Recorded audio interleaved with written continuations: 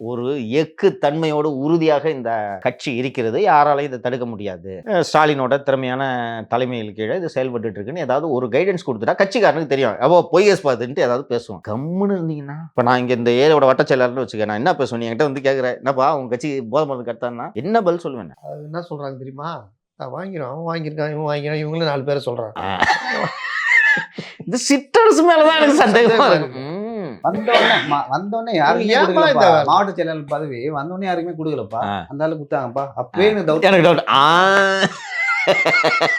ஏன்னா இவனுக்கு 5 பைசா வரலங்க, கஷ்டப்பட்டுனுக்குறான். உண்மை. திடீர்னு வந்தவங்களாம் மேல இருக்கிறான். இருக்குயா, இல்லாமலாம் வராதுங்க. அதனால அந்த இது வந்து திமுகலயும் அந்த நம்ம நிப்போம், நம்ம கட்சி.